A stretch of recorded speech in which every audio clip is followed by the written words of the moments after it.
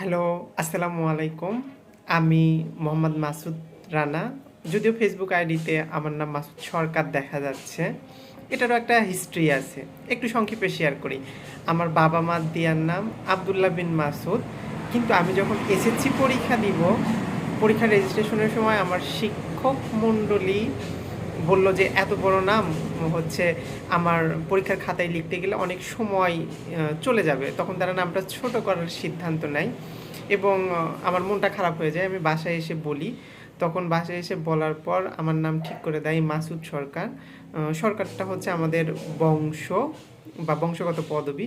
পরবর্তীতে আমি গিয়ে আমার টিচারদের সঙ্গে মাসুদ সরকার নামটা দিতে বলি, কিন্তু তাদের এটাও পছন্দ হয় না। তারা মাসুদ রানা নামটা দিয়ে দেয়। কিন্তু মাসুদ সরকার নামটাতে আমার একটা অন্যরকম ভালোবাসা বা অন্যরকম একটা টান, যেটা আমি এখনও বয়ে বেড়াচ্ছি। তবে খুব দ্রুত আমি এই মায়াটা কাটিয়ে উঠে আমার সার্টিফিকেটের নাম অনুযায়ী ফেসবুক প্রোফাইলটাও সেট আপ করবো ইনশাল্লাহ। আমার এডুকেশন নিয়ে যদি আমি কথা বলি, আমার পড়াশোনা আমি শেষ করেছি medical assistant training school, Bogura.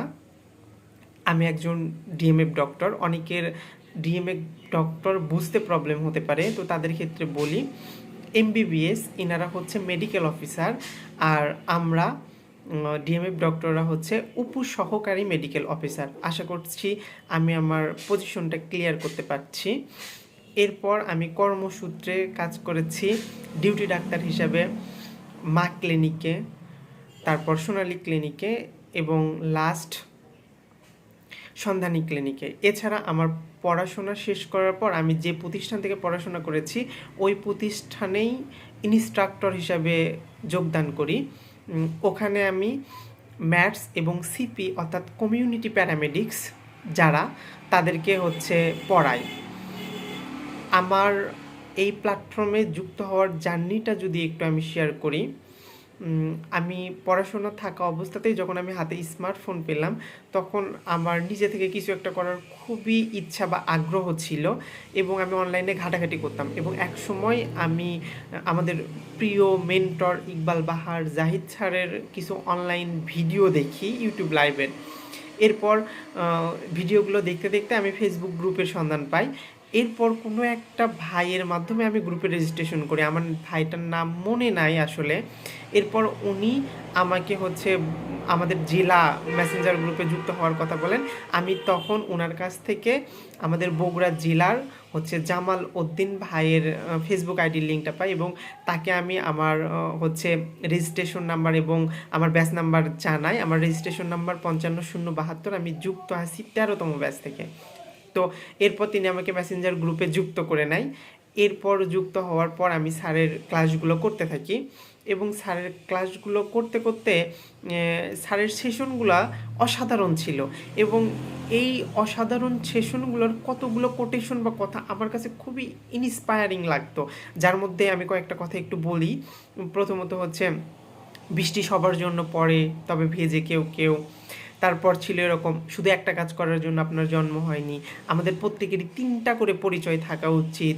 তারপর খুবই ইন্সপায়ারিং একটা লাইন ছিল আমার জন্য, স্বপ্ন দেখুন, সাহস করুন, শুরু করুন, লেগে থাকুন, সফলতা আসবেই। এবং এই কথাটার ওপর ভর করে আমি স্বপ্ন, আমার দেখা স্বপ্নগুলোকে বাস্তবে পরিণত করার জন্য সাহস করে শুরু করেছি এবং লেগে আছি।